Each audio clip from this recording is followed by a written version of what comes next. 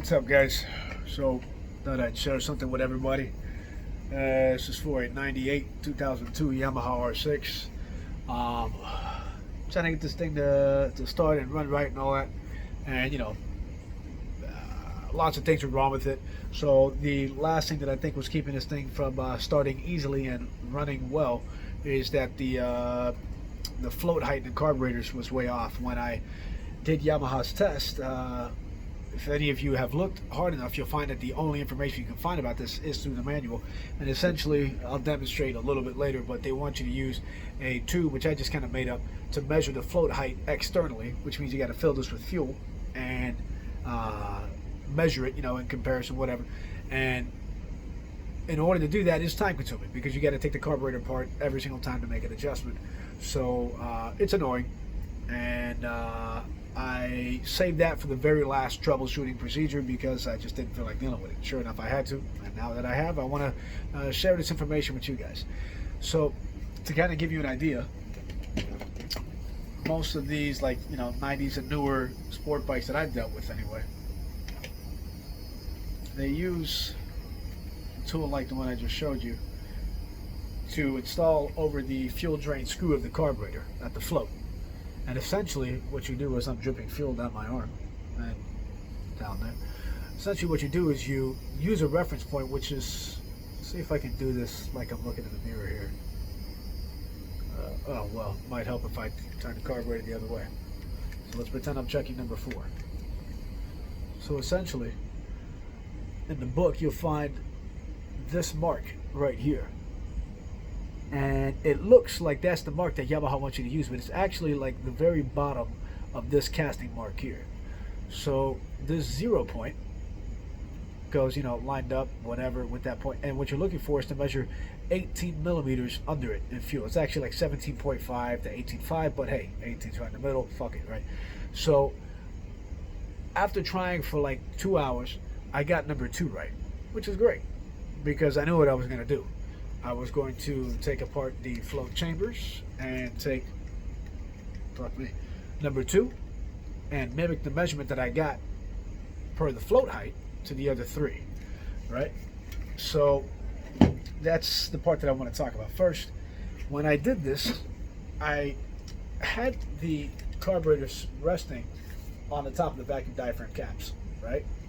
Now, blah, blah, blah. I know that when you do a proper float height adjustment that way, you're not going to get the proper number because the weight of the float is pushing down on the float needle, valve, whatever, and that's all good and dandy. But guess what?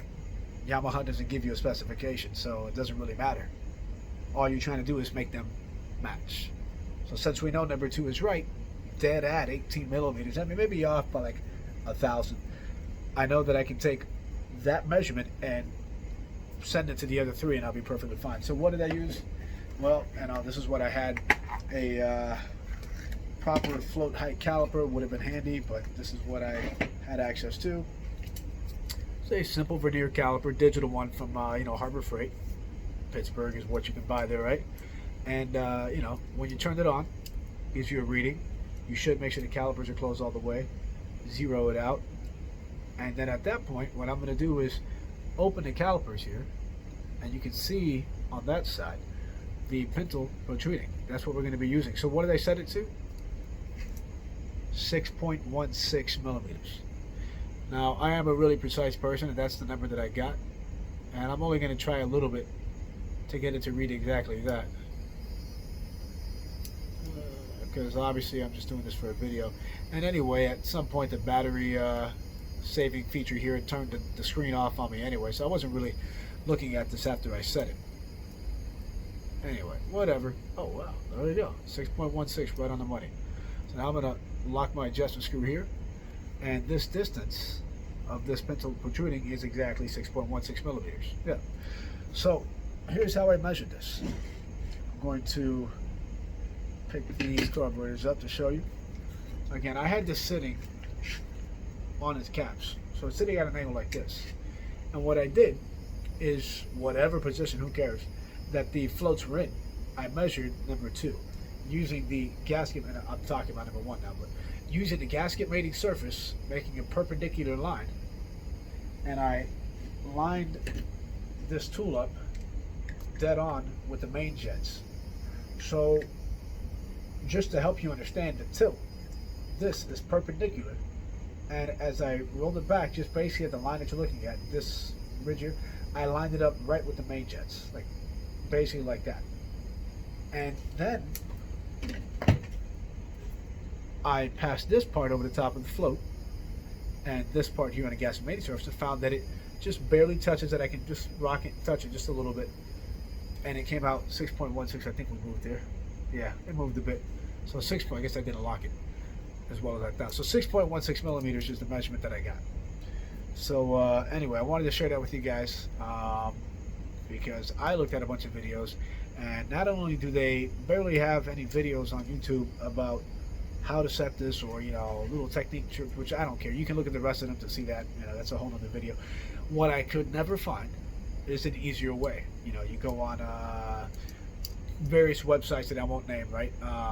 To find information, it's all subjective, not a good explanation, blah blah blah blah. I'm telling you as confirmation that that's the measurement that I got. I saw a measurement out there, something like, I think I saw one somewhere that was like 3 something millimeters. I don't know. It was way too low, because at any position, I mean, you'd be shutting off all the fuels too low. So I did it for whatever it's worth, 6.16 millimeters.